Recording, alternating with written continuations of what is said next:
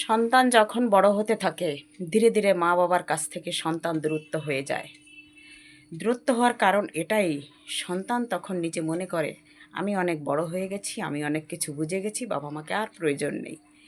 ধীরে ধীরে মাই একমাত্র সহজে অনুভূতিটা অনুভব করতে শুরু করে দেয়। মায়ের মধ্যে অনেক কষ্ট উথাল পাতাল করে, কিন্তু মা প্রকাশ করতে পারে না। মা নিজে নিজে সমস্ত কষ্ট দুঃখ টুকরে টুকরে সহ্য করে, হাসি মুখে সন্তানকে সমানভাবে যত্ন যত্ন স্নেহ মায়া ভালোবাসা সব কিছু দিয়ে যায়, সব কিছু উজাড় করে দেয়। সন্তান যখন যেটা চায়, যখন সেটা খেতে ভালোবাসে, তখনই সেটা মা প্রস্তুত করে দেয়।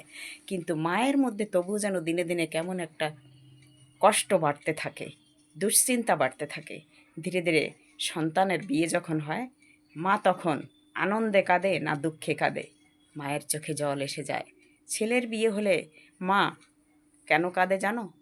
ছেলের বিয়ে হলে তো মা আনন্দ করবে, তাই না? সেটা কি আনন্দের চোখের জল নাকি কষ্টের চোখের জল? মা চিন্তা করে, আজ থেকে আমার ছেলেটা বুঝি পর হয়ে গেল, আজ থেকে আমার ছেলে আমার কাছে আর মা মা করে আসবে না, আজ থেকে আমার ছেলে আমার কাছে আমার হাতের খাবার খেতে চাইবে না, আজ থেকে আমার ছেলেকে একটা অন্য জীবন এসে আপন করে নিয়ে চলে গেল। এই জন্যে ছেলের বিয়ের সময় মায়ের চোখে জল আসে। মায়ের চোখের জল আসলে কি ছেলে চলে যায় বলে মায়ে কষ্ট পাচ্ছে? না, সেটা নয়। সেটা যে কি কষ্ট সে মা তা বোঝাতে পারে না। সেটা একটা মর্মান্তিক কষ্ট মায়ের মধ্যে জাগে। মা সন্তান সত্যিই যখনই আর একটা জীবনের সঙ্গে জড়িত হয়, সন্তান সত্যি বাবা মার কাছ থেকে অনেকটা দূরত্ব হয়ে যায়। তার নিজের পরিবার নিয়ে সে ব্যস্ত হতে শুরু করে, নিজের সংসার গড়ার স্বপ্ন দেখে। নিজের নাতি নাতনিকে পর্যন্ত সন্তান মা বাবার কাছে নিয়ে আসার সুযোগটা পর্যন্ত পায় না।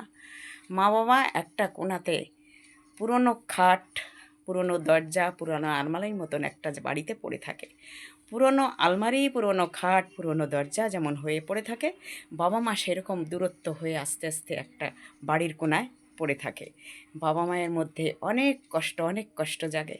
বাবা মা সবসময় চিন্তা করে, আমার সন্তান সেই দিন তো বড় হলো, আমার সন্তান সেই দিনও আমার হাতের খেয়েছে, অথচ আজ আমার সন্তান কত দূরে চলে গেছে। প্রতিটা বাবা মায়ের মধ্যেই এইটা জেগে যায়, কারণ মা একমাত্র মা প্রকাশ করে না। একদিকে আনন্দ, একদিকে নিজের ভিতরে কষ্ট। একদিকে ছেলে বিয়ে দিয়েছে সেটা একটা আনন্দ, একদিকে নিজের ভিতরে যে কী একটা কষ্ট হচ্ছে সেটা মা প্রকাশ করার মতন পরিস্থিতি আনতে পারে না। তাই বলি, সকল মায়েদের মধ্যেই, সকল বাবাদের মধ্যেই এমন দিনটা আসে। কিন্তু এটাই সমাজের নিয়ম, এটাই জীবনের একটা নিয়তি, এটা মেনে নিতেই হবে। এটা আমাদের প্রত্যেকের মধ্যেই আসবে, প্রত্যেকের মধ্যেই আসতে পারে। কারণ সন্তানের এই দূরত্বটা, তাই প্রথম বয়সে অন্তত বিয়ের আগে এই দূরত্ব থেকে একটু কাছে থাকা একটু উচিত।